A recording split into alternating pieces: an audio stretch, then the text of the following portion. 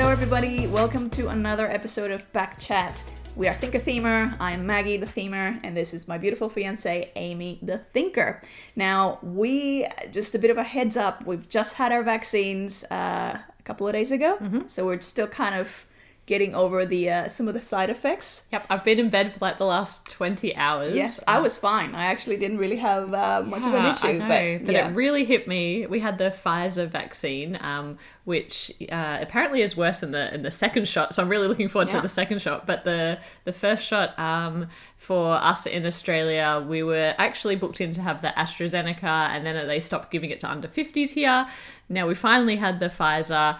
Lined up for 6 hours to get it in the quite cold winter day here in Melbourne. Maggie got to go in the faster lane because she's a nurse. So like, are you a healthcare worker? Come in this line. 45 minutes, I was done. And then she sat in the car waiting for me for 5 hours or later. So. Anyway, but feeling very grateful to have had the vaccine and hopefully feeling a bit better soon, but I might rely a bit more on my notes. I've just gotten out of bed. Have to prop her up a bit. Prop me up and let's talk about some Kickstarters. I won't be held responsible for any irresponsible... any purchases or decisions that you've made. That's right. In the last 48 hours, including... probably everything that we are going to be talking about now, but all right, so there were a couple of things that you wanted to mention beforehand that are not necessarily that's right. So there are a few there are a few different campaigns that I wanted to talk about. The first was an expansion for Tussie Mussie from Button Shy Games, which kind of fell between episodes of Back Chat. I had originally backed it, then I didn't back it, and not because I don't want to get it. Eventually, I think we will, but we're still waiting on our original Tussie Mussie game that we picked up as part of the Sprawlopolis expansion campaign. So still waiting on that. So I thought I'd hold off until we've actually tried the base game and then pick it up eventually with some other games. It makes more sense for us to get more at once. But the other thing that I wanted to talk about was that there is a campaign that's ending probably in the next 24 hours if you're watching this when we drop it on Monday. QE, or the game Quantitative Easing, was a little hard to come by, particularly in Australia. We talked about this game in Small Talk, and even though it wasn't a game that we necessarily felt had a place in our collection, a lot of people do love this kind of party game. And there's an anniversary edition available, and it's in a beautiful wooden box. And the campaign will have about 24 hours left. So check that out if you are a fan of QE, because I almost missed that campaign. And the third thing is the board game Mosaic calendar campaign. If you've seen this artist's work, which a lot of people might have around the place, it's just absolutely beautiful. It's really mesmerizing. It is mesmerizing. If you can go and watch a time lapse on the campaign. We haven't included it in here because it's a little bit, gaming adjacent, but certainly incredible. Like the lost ruins of Arnak. It's just she incredible. She creates these mosaics with components from different games, creating all the colors for all the sections, and all of the images are based on almost like stills from different games. So you'll be able to and I was saying I bet she doesn't have like how does she play her games, because she must have all the components organized by color. It's impossible. It would be a mess. I think you'd need to have multiple copies. It's you have the copy for the mosaic stuff that's arranged by color, and then the copy that you play because you're trying to maybe there's a really good what do you call it, like the system that libraries use. Maybe coding system. Who knows But anyway, those are just a few campaigns that I wanted to talk about. But now we can get into our top 10 for this fortnight. We are ranking them as always based on our level of excitement, which is kind of very subjective. Entirely subjective. This is how much we're looking forward to playing them, not at all a reflection on how good we believe a game is going to be. a lot of the times we're going to score something really low or won't make it to our top 10 just because it's not our style of game or it's not the type of theme that we enjoy. But again, that doesn't mean that we think it's a bad game or that you shouldn't. Exactly. back And it. for me, it's not always even about how excited I am to play it. A lot of the time it comes down to what are the Kickstarter exclusives, like what does the campaign look like, the marketing, how is it hooking me and getting me excited. So And the FOMO factor. It's like, how much will I absolutely. fear like I have missed out if I don't jump on this campaign? Okay, I don't so suffer from the FOMO, but Amy does, and so Kickstarter is a problem for the wallet because of Definitely. that. All right, so let's start with our number 10. Our number 10 is based on a hugely popular IP from the video game world, which was originally a book, and that is The Witcher. The Witcher has already made millions of dollars on Kickstarter. Yeah. It's coming in at our number 10, so just scraping in here. I gave it a 6, Maggie gave it a 5. We both haven't read the books. Maggie did have a go at the game and couldn't really get into it. Yeah, I think we had an hour. Yeah. So even though I love open sort of sandbox world, RPG, I think you could like as well. But it's just not my genre. It's not My understanding of the theme, jump in if I'm wrong, but I believe that the witches are all monster hunters, and their bodies have been put through a series of tests. They've been kind of modified in certain ways to allow them to be powerful and strong, which is one reason why they say there are no female witches, which...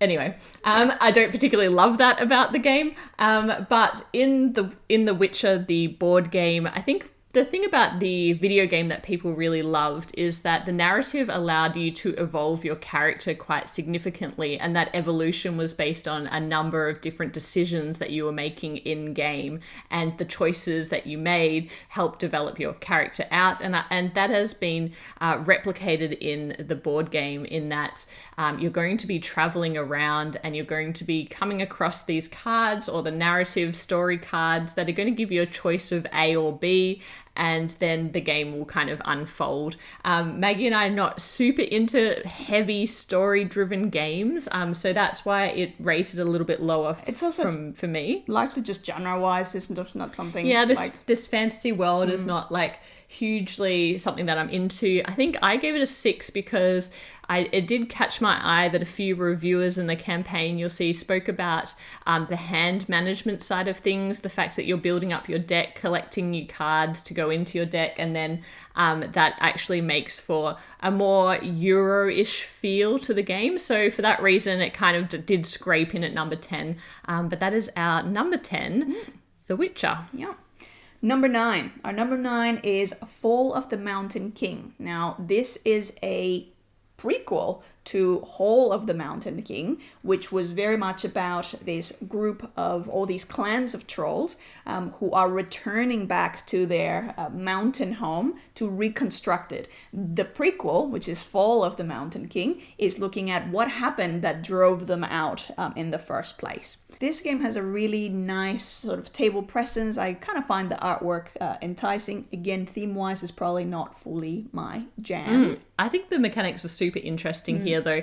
I have to say, though, I'm more drawn in by the Hall of the Mountain King. We haven't played the Hall of the Mountain King, but it's on my to-buy. It's been on my to-buy list forever, and that's because of the use of polyomino tiles, and it gets really good reviews. You are able to pick up the Hall of the Mountain King, the deluxe Kickstarter edition, with this particular campaign as well. So if you're looking to pick up that version, check that out. But in the Fall of the Mountain King, the mechanics are completely different. In fact, the game is area control. So you will be placing your gnomes, is it? No, gnomes are the bag. Yeah, so trolls. Sorry, trolls. Yeah. So the trolls out onto the board and trying to keep control of different areas.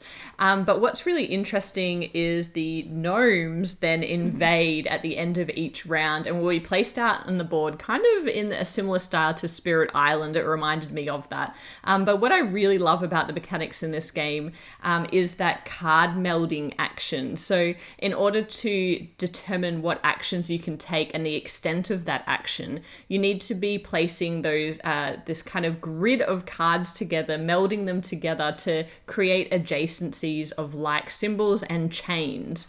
And the more I looked into that, the more I was fascinated by the use of that, because it's like every individual in the game, or every individual player in the game, has their own personal puzzle that they're trying to work out in order to be able to compete in this center puzzle. And I just really like that idea as a concept.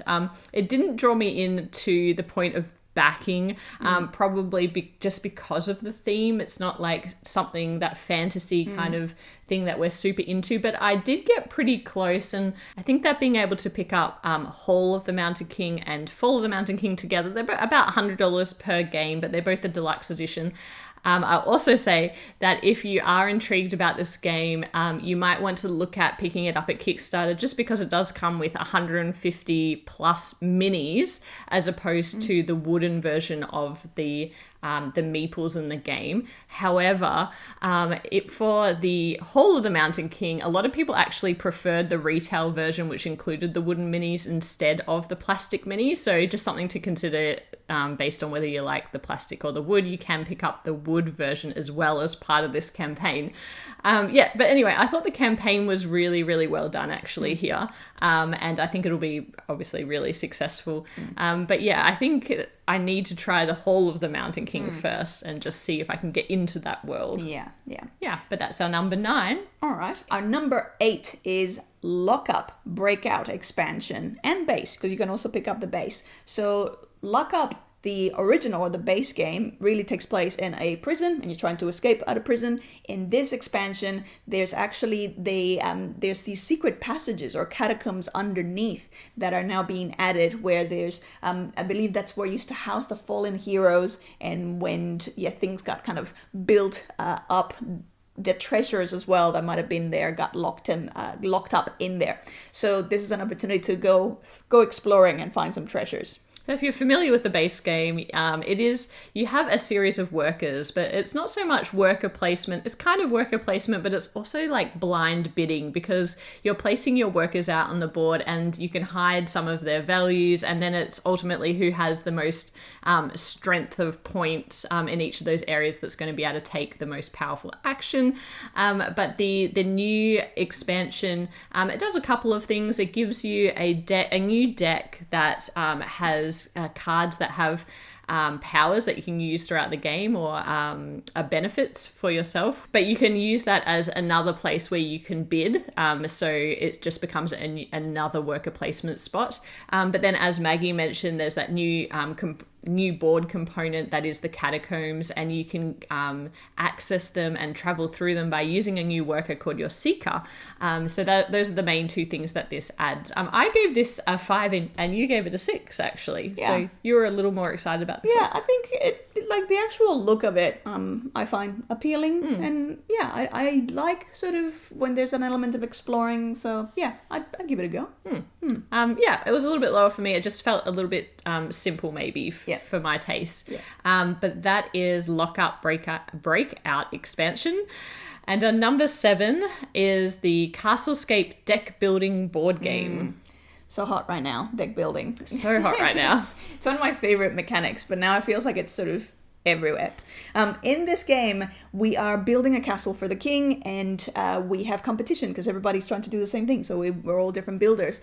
And so one of the things that we're going to have to do to outplay the other builders is we're going to have to perhaps do some back alley dodgy dealings and collect a little bit of corruption along the way. There's going to be these points along the game where the king is going to be doing inspections, and so we kind of want to make sure that we're not caught with too much corruption in our hands. I love the physicality of this game. So it comes with all of these like physical blocks that make up what do they call it? The Bailey. Yeah. the Bailey, So, like, the which is walls for the castle, the walls yeah. of the castle.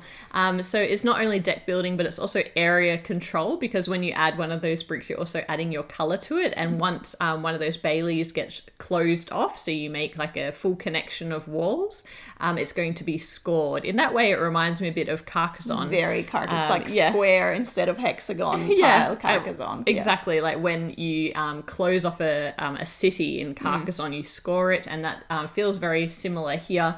I have seen a couple of reviews where maybe it's like it could potentially be a little bit light for us, which is what's kind of suppressing it down a little bit. But I do like the idea of getting it to the table and attracting our friends to the table based on the physical nature of the kind of the bricks, the walls, and also teaching people about deck building as well. For me, actually, one of the things that's kind of holding me back a little bit is just the table presence itself. I feel like because it's squares, like the little gray is just the color gray as the blocks feels a little bit uninspiring. Uninspiring to me, but yeah, there you go. I like it. There's a little bit for every taste. But same actually, with the cards, even with the cards, like the graphics, like the illustrations, they seem beautiful in the video when it's taking up all of the screen, but then on the cards, because it's just like a little kind of moment in the middle of the card, I feel like when it's on the table, I don't know, but this is the sense that I get, it's not going to be as visually grabbing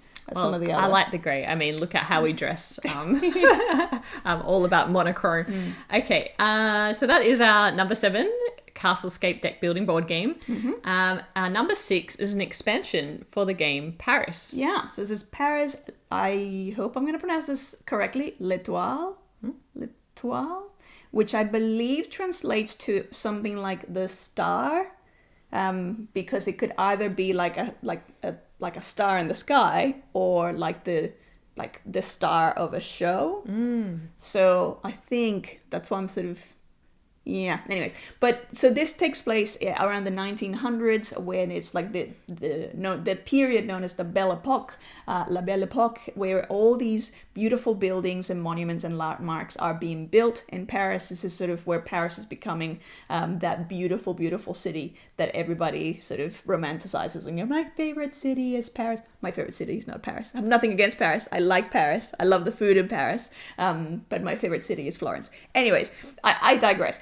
In this game, we're all playing real estate investors, and so we're going to be trying to invest in the right buildings and then help build some of these iconic monuments. Beautiful table presence with the Arc de Triomphe right in the middle, which apparently is not very practical, though. Depending on where you sit, you might be blocking some of the things that you need to see. But it looks really pretty. So yeah. So I didn't back this the first time it was on Kickstarter. Actually, it was a little bit expensive, I thought, when I first saw it. Obviously, I was very drawn in by how it looked, the fact that it's Kramer and Kiesling, all of these things are like, woo, yeah, I should back this. And for some reason, I just didn't. I wasn't quite sure on the gameplay.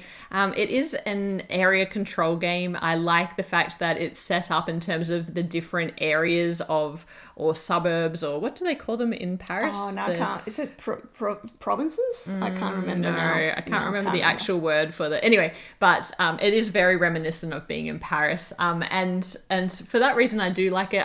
I wasn't grabbed by the gameplay so much, and I have heard like quite mixed reviews of it since the game has come out, so for that reason it probably didn't score as high here. I feel like the expansion is an interesting one. It doesn't introduce that much new into the game. It gives you variable player powers and a few more of the bonus tiles that were already in the game.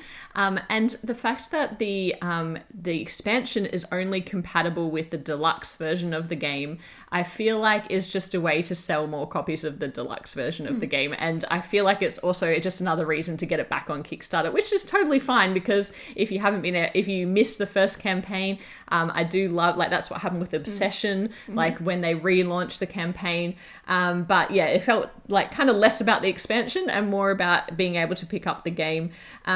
I'm not sure that I'll pick it up again. I haven't yet been sold on the gameplay. But if you have it and you love it, and for some reason, it's in your top games, please convince me in the comments. I would love to hear more about it. But that is our number 6, Paris. L'Etoile? Thank you. I don't know if you pronounce the final L, or if it's L'Etoile. I feel like L'Etoile, maybe. Number 5 is a game called Squaring Circleville. This is so cute. Like, this is actually based on a true story of Circleville, Ohio, where it's called Circleville because the original design was all these sort of circles around the town. The shape of the streets was all circles with I think it's like an octagonal courthouse in the middle. So it kind of, they said that the town kind of looked like a sailor's, what do you call it? It's not a wheel. Is it a wheel? Like the thing that you to drive a boat. Let's say. My brain's not working. She's Anyways, so what happened was apparently it was very impractical, and so the town actually petitioned for it to become more. What do you mean? What would be impractical about going in circles? I don't know. You sort of I don't know. So clearly they then commissioned or there was the squaring company that was then tasked with decircling Circleville. And so this is where we take place. Like, we're taking the role of this company. And so we're going to be both at the same time decircling, so deconstructing the town, and re-squaring it or rebuilding it in a more square friendly format. And I was really drawn in by this game immediately. Not by the artwork. Let's just get that clear. Tame. Yeah, so I think the color scheme is very dry Euro extremely vibes. dry Euro. Like, this is school dry Euro vibes. This is not bringing new users, new gamers into the hobby. This is like classic Euro, very plain looking cubes and You're discs. in this for the mechanics. You are in this for the mechanics. and for the shiny, And the mechanics really drew me in on this one. I mean, of course, as soon as you put an action selection rondelle in there, I was like, tell me more. And I love that little area of the board because you're going to be moving your meeple around in that little rondelle, and you're going to be able to take 2 actions. One, that is the color that you're landing on. 2, though, is an ever-changing disc that's sitting next to that. So you're taking 2 actions based on the colors where you land. And then you're also able to build out your own player board. So you're actually leveling up your alternate actions that you're able to do the more that you progress throughout the game. And I don't know why, but those 2 things together really just drew me in. And I know that it feels like a mechanic that I would really enjoy. But this game, so first of all, it's a limited run. I understand that they needed to put a cap on the number that they can make. There's still plenty available. I think they had 700 copies. They're not shipping to Australia. They have a partnership with an Australian retailer, which is fine and great, but the price is more expensive to go through that retailer than even on the campaign, and the game is already quite expensive. At the retail, it's 126 Australian dollars plus local shipping, bringing the game to like 140-ish dollars, which is really expensive, and it's hard to justify when the art is so plain. Like the table present, when the table presence is more plain and it doesn't seem like a lot of money is going into the componentry, in my mind I'm like, why is this game so expensive? But it's like, I don't know, it's just really hurting me, this one, because I am really drawn in by it. I'd love to play it. I'd love to try it.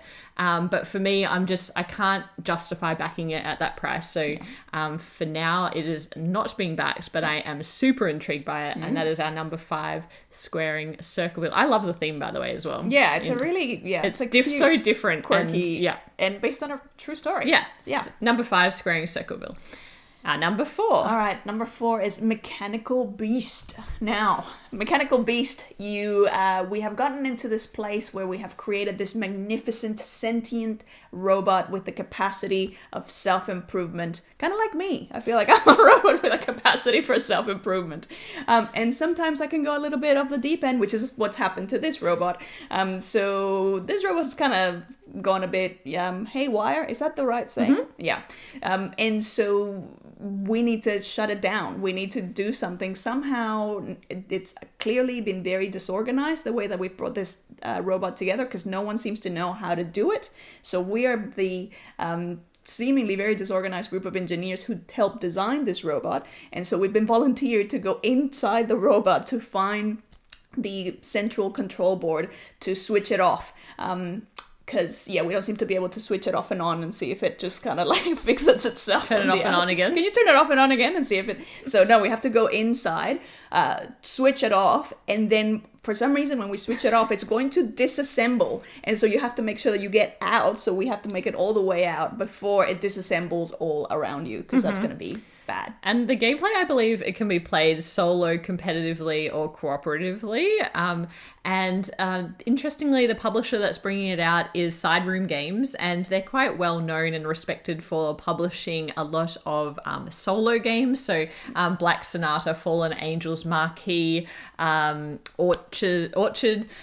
So a lot of these solo games. This one is can be a multiplayer experience as well. The first half of the game is really about revealing those tiles or cards that are going to form the maze that is the interior of this robot. So the first half is a building phase, and then the second half is really the run for your life and get out phase. Yeah. But you're going to be able to manipulate the cards and their orientation along the way in order to help yourself get out, but also potentially, I think, get in the way of other people. Oh, I thought you were having to trying to get other people out, as well as your little android, which is kind of like your little companion helper. But is that only in the cooperative version? I couldn't quite work that out. But I want to say that I believe we are actually getting a copy of that this week. And so one thing, in my evaluation of this, I gave it a 7, you gave it a 6. I was really intrigued by the competitive mode, of course. We love a good competitive game. I really like the turning of the cards, but I'm wondering about how practical that's going to be in real life. It looks super cool in the video. It looks super cool in the video because they all turn at once. But I'm like, wait a second, how am I going to do that in person, turn them all? But anyway, we're going to be playing this and checking it out, and then we will talk about it next week in Small Talk. So keep your eyes peeled for that because the campaign will still be going. So at least we'll be able to give you a more informed opinion. But for now, based on what we've seen, it's our number 4 mechanical. See how the square tiles worked in a Circleville sort of motion, because the squares don't read. Anyways, we'll find out. We'll see how it goes. Number 4, mechanical beast. Our number 3 is a game, or an expansion, I should say, or actually two expansions called Eva and Luna for the game Miraclia, which I hope I am putting the right emphasis on the right syllable. Miraclia, where you are terraforming the planet Miraclia. So you're doing all of the fun terraforming things of turning, very bland gray hexagons into beautiful greenery hexagons by putting in the right resources. Yeah, I just want to talk about that game for a bit because this campaign came out of nowhere for us. When I saw Eva and Luna, I was like, what is this? This, when you look at it, it doesn't make any sense until you actually learn more about the base game. And at first I was like, this doesn't seem like for me or of interest. And then when I got down to the base game, I was like, wow, I'm actually really pulled in by this. I gave this an 8. Maggie gave it a 6, and probably after we got into a bit more of a discussion about the base game. But I actually went down this quite big rabbit hole of finding out a lot about the designer and looking at his previous designs, and then understanding what these 2 expansions, Eva and Luna, bring, which I'll talk about in a second. But the base game itself has been actually really well received by people who backed it in a previous campaign. I just think that there's something interesting here that I think could be really special, actually. It's fairly abstract looking. Like Maggie says, it's about terraforming this new planet, but it's fairly abstract, and a lot of the cleverness, I think, comes down to the turn order and the drafting order, because if you draft first, then you're going to be terraforming last. And I think there's also, when you're placing or when you're terraforming the tiles, you have to pay the resources that are shown on the tile to turn it over.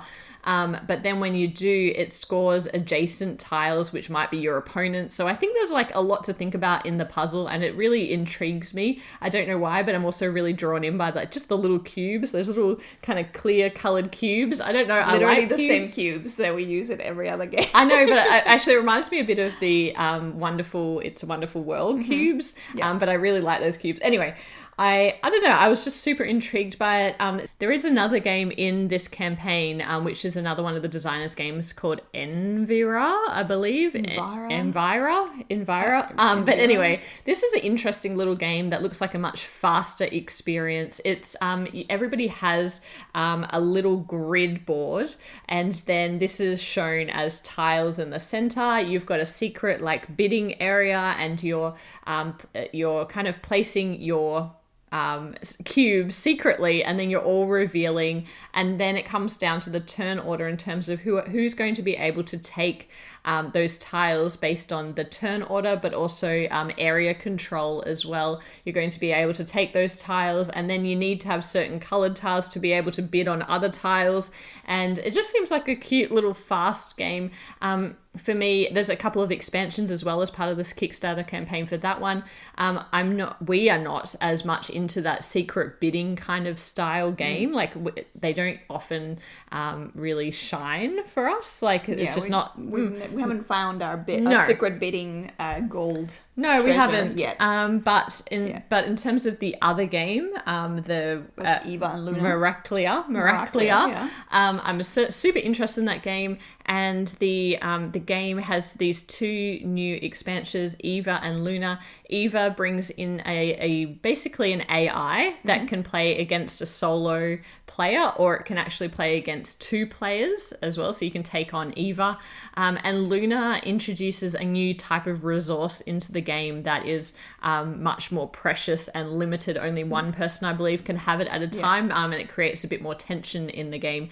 Anyway, this game, I just never heard of it. They are a small little publisher, and I'm just really intrigued, and so I will be backing probably the all-in on Miraclia for this one. So that is our number 3. Number 3. Our number 2 is something that I'm devastated that we probably won't be able to get. Okay, yes, disclaimer. This next campaign, only available in the UK. And the reason for it, it's called Karuka. I imagine that's how you pronounce it. And it's kind of like pool or snooker, but on this beautiful wooden table that spins, so it makes it very convenient for everybody around the table to be able to have their go. Dexterity type game. I'm so devastated that we can't get this. I'm so devastated. If you're in the UK, why are you considering getting this? This is amazing. This looks very satisfying. The designer is I think it's like just a family kind of design, but one of the designers, he is a carpenter, and he's going to make all of these games by hand. And I love this idea of the board itself spinning. It looks like a crokinole board, which we don't own. We're not too into dexterity games. We'll probably entertain a dexterity game, but we don't own that many of them. But this, just because, like, I do love a game of pool, so do you. Yep. Surprise. And I love like the angles, and that all really appeals to me. And this is like, it looks like a game that you could have on the table a lot, and everyone knows how to play pool, and just also, I don't know how they managed to do this, but if you look at the video, like the way that the wooden chip sort of glides. It glides. It's just so smooth, and it polished. Just looks so satisfying. Kind of like when you're playing that kind of table hockey. Yes. And it's like, I get that sort of sense, but then you have the added kind of benefit of, like, just like with pool, like you're trying to get it into the right kind of little hole, work out the angles, and anyway, this is a game that I just wish I could get my hands on. But yes, UK shipping only. As our number 2, sorry everybody who's not in the UK, Karuka. Yeah. And our number 1. Number 1 is the Isle of Cats. Don't forget the kittens. So we have the Isle of Cats. And the Isle of Cats, which is, well, this is obviously an expansion to the Isle of Cats. In the Isle of Cats, it sees our table so much because our friends love it.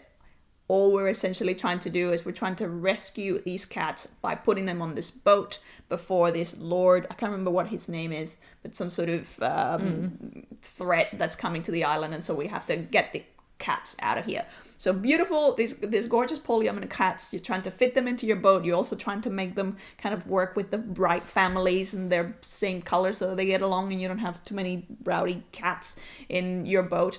in this expansion, we have been told that there's now more cats that we need to go back and rescue, including kittens and these cute, also these beasts, these cute little beasts with amazing, I love the wooden components, look really cute as well. And there's some event cards. There are lots of things in this campaign. There's a lot of things, yeah. And one thing I really love about this campaign is that as you are reading through, you're kind of being drip fed like all of the delicious things that you want to back. For me, it was like, oh yeah, maybe I'll get that. Oh yeah, I think I'd like that too. So it's like, goes the kittens and you're like, oh, they're really cute. And then the beast tiles and you're like, well, more tiles are better all the time. And then you get the event, and I love a public event. Yeah. I love an event that affects everybody. So I was like, yes, event cards. Then you get to the boat. So having new boat shapes. Yes, the new boat shapes are cool. Yes, yeah. I want new boat shapes. And then you get to the 2-minute box, which is this storage kind of, is made out of wood, and a new box that allows you to set up the game in 2 minutes. And there's a video of Frank, the designer, actually setting up the whole game in 2 minutes, unedited, so you can see that it is true to its name. Can be done. Yep. Yes. And then you keep going on the campaign, and just when you think, wow, this is amazing, then there's Explore and Draw, which is the roll and write version of Isle of Cats. And it's like, well, this is perfect for a roll and write game. Just polyomino tiles. And so before you know it, I don't know, you're spending $200 including shipping on all of the above. So, which is going to, I was thinking about this, make our Isle of Cats collection about $300 worth of content. And I have to say that I know that you have sometimes... Okay, I think I actually enjoy Isle of Cats maybe a bit more than you. I like it. I like it okay. I enjoy it. I will always play it if people want to play it. It's just not one of my favorites because I feel like complexity-wise, you kind of hit a ceiling. And then there's like not that much more. I think I don't so much like the randomness of the cards and the drafting. And I feel like in the first Kickstarter, they threw in so many extra cards that the deck of cards is just like ridiculously insanely big, which is great for variability, but also really hard to predict how many of any type of card is going to come up, which makes it a little bit, I won't say unbalanced, but it makes it a bit random. And then I think, but like in spite of that, the scoring conditions for the boat and the cats, I just think are so epically clever. Like the way that you've got to kind of cover up those rats, the way that you want family members to be connecting to each other, and then how you get those extra cards that give you different scoring conditions that kind of change the way that maybe you want to have them all around the border of the boat. I really appreciate that part of the game. I think it's really clever, and I think we just need to thin out the deck a little bit and be more selective about the cards that we play. But as you can see, I gave this a 9. Maggie gave it an 8. Super excited to get this. I'm happy to go all in because I just know I've seen the way that our friends react to this game. They love it. It's really easy. Crowd favorite. It is because everybody understands polyomino Tetrising and the fact that they've got all the cute cats on it. And you can scale up the difficulty up and down as well. It's just really clever. I want all the stuff, getting all the stuff. So we are kind of going all in on this. Everything except for the pins, I think, just because we don't have any use for the pins. Yeah, where are we going to put them? Yeah. But that is our number one. They're very cute though. They're very cute. Our number one for this fortnight, the Isle of Cats, Don't Forget the Kittens. And with that is all the campaigns that we're talking about today. I'm going to say goodbye so that I can go pass out. Thank you very much for watching. As always, we'll be back in another 2 weeks with more campaigns. And it just feels like there's just always more and more. This fortnight, we looked at 38 different campaigns. That's a lot. Crazy. Yeah. But anyway, we will be back with more content soon. Yeah. Bye for now. Thank you. Bye.